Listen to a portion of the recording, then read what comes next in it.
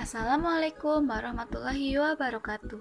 Perkenalkan, nama saya Nur Hopipa, kelas FM 18B, Universitas Buana Perjuangan Karawang. Teman-teman, kali ini saya akan menjelaskan sedikit informasi mengenai identifikasi alkaloid. Nah, ikutin terus ya videonya.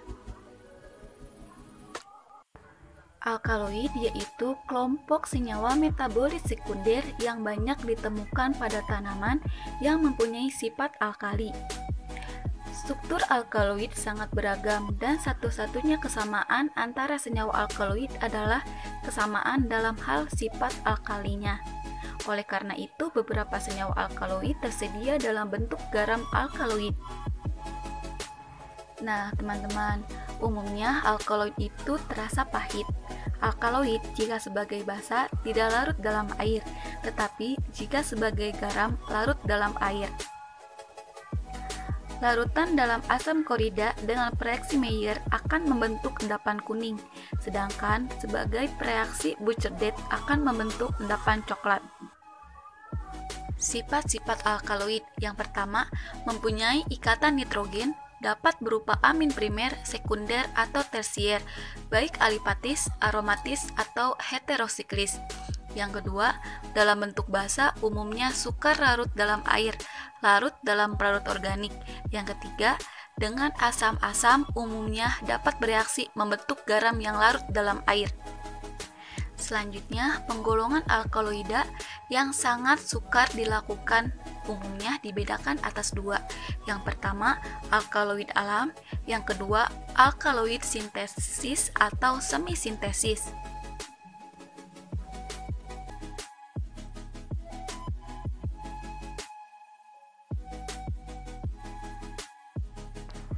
Nah, alkaloid alam ada 6. Yang pertama, alkaloid opium, yang kedua, alkaloid solanase, yang ketiga, alkaloid kina, yang keempat, alkaloid dari radix rauwolfia, yang kelima, alkaloid turunan santin, yang keenam, alkaloid dari semen strychni. Nah, untuk contohnya bisa dilihat ya teman-teman.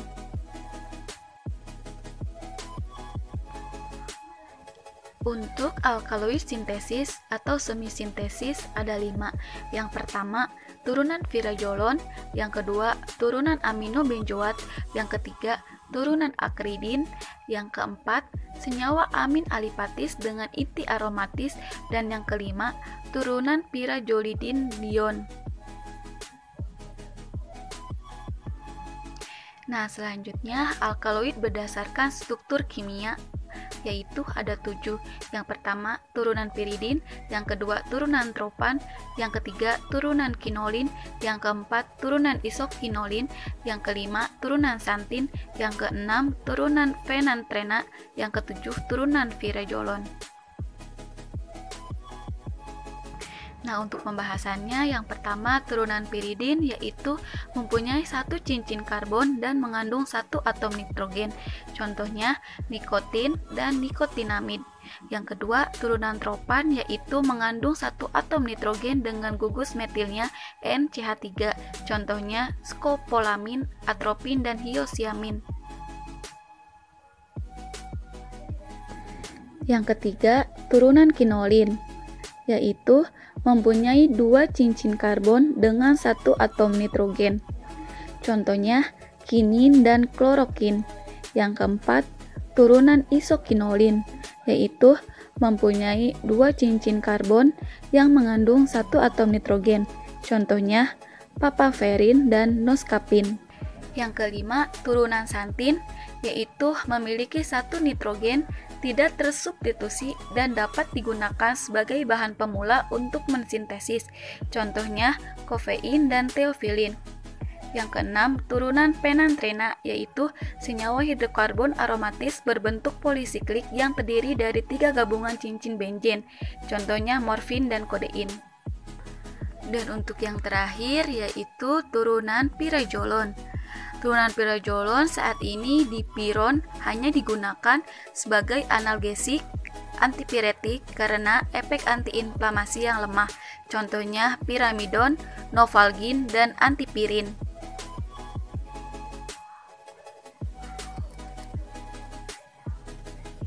Cara isolasi alkaloida dan senyawa-senyawa nitrogen basa.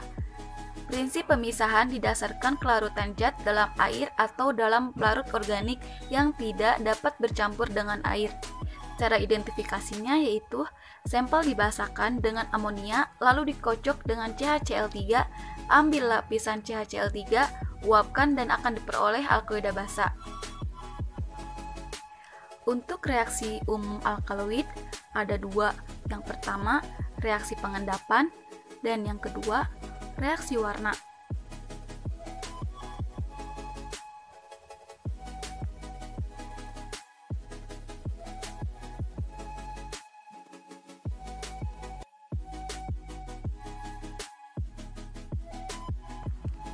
Reaksi pengendapan. Alkaloid akan menghasilkan endapan jika direaksikan dengan reaksi pengendap tertentu. Cara melakukan reaksi yaitu ambil sedikit sampel, kemudian letakkan pada objek gelas, tambahkan 1 tetes HCl 0,5 N dan 1 tetes bereaksi. Akan terbentuk endapan, diamkan beberapa waktu dan akan terbentuk kristal, kemudian amati dengan mikroskop. Reaksinya yaitu dengan 3 reaksi. Yang pertama, dengan reaksi Mayer akan terbentuk endapan putih atau kekuningan. Yang kedua, dengan reaksi Buchardat akan terbentuk endapan kuning coklat. Sedangkan dengan reaksi Degendorf akan terbentuk endapan merah jingga sampai merah coklat.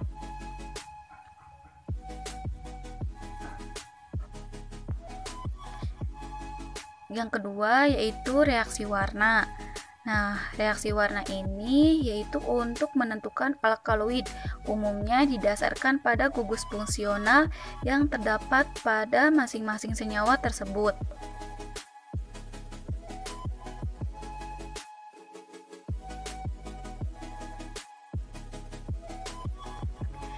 Selanjutnya, reaksi umum untuk alkaloid opium yang mempunyai inti penantrena. Yang pertama, reaksi terhadap gugus fenol yaitu dengan 2 reaksi. Yang pertama, reaksi King atau reaksi warna hijau. Yang kedua, reaksi dengan FeCl3. Yang kedua, reaksi terhadap ring aromatis atau senyawa nitrogen yaitu reaksi Marquis. Reaksi ProD. Untuk reaksinya, larutkan 0,5 gram amonium molybdate dalam 1,5 ml air. Kemudian tambahkan H2SO4 pekat sampai 100 ml. Untuk cara identifikasinya yaitu ada 2 cara. Pertama, pada plat tetes letakkan sedikit sampel padat, tambahkan 1 tetes bereaksi dan akan terbentuk warna. Reaksi Mandelin. Untuk reaksinya yaitu larutkan 0,5 gram amonium panadat dalam 1,5 ml air, tambahkan H2SO4 pekat sampai 100 ml. Cara identifikasinya juga mempunyai 2 cara. Yang pertama, pada plat tetes letakkan sedikit sampel padat, kemudian tambahkan 1 tetes bereaksi dan akan terbentuk warna. Kemudian yang mempunyai inti isoquinolin. Pertama, reaksi terhadap ring aromatis atau senyawa nitrogen. Contoh reaksinya yaitu reaksi Marquis. Yang kedua, reaksi ProD dan reaksi Mandelin yaitu asam sulfat P dan asam nitrat P.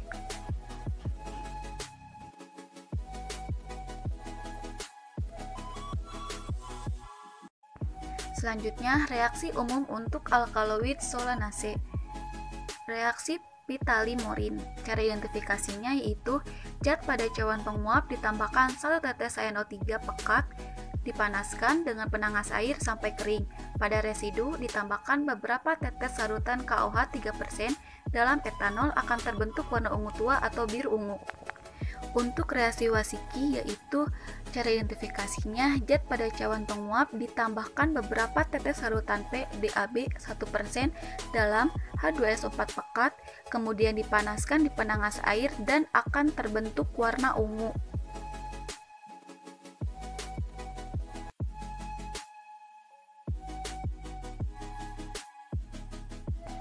Reaksi umum untuk alkaloid kina. Yang pertama, reaksi Talequin. Cara identifikasinya yaitu masukkan 1 tetes larutan zat pada tabung reaksi, selanjutnya ditambahkan beberapa tetes aquabrom sampai berwarna kuning muda. Kemudian tambahkan beberapa tetes NaH4OH pekat sampai terbentuk warna hijau. Reaksi eritosin, cara identifikasinya yaitu larutan zat dalam tabung reaksi ditambahkan beberapa tetes aqua brom sampai berwarna kuning.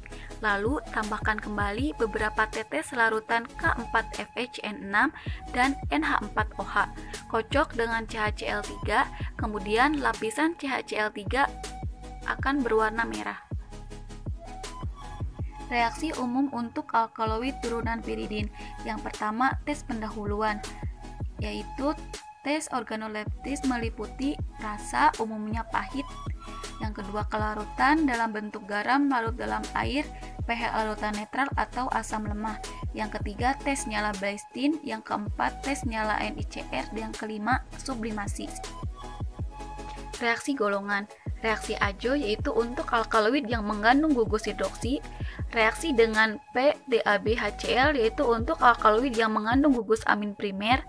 Reaksi dengan FeCl3 dan aquabrom itu untuk zat yang mengandung gugus fenol. Reaksi Marquis-Prohde dan Mendelin yaitu untuk alkaloid yang mengandung ring aromatis. Reaksi dengan AgNO3.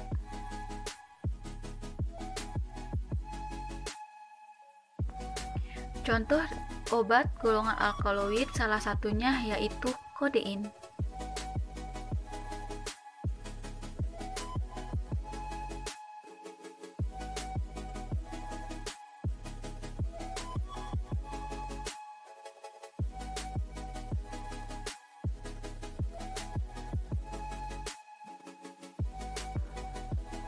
Kodein yaitu serbuk berbentuk kristal, rasa pahit, dalam bentuk garam HCl dan garam fosfat, larut di dalam air dingin dan panas, sukar larut di dalam etanol. Nah, untuk cara identifikasinya bisa dilihat dalam slide ya, teman-teman. Thanks for watching. Jangan lupa like, comment, and subscribe.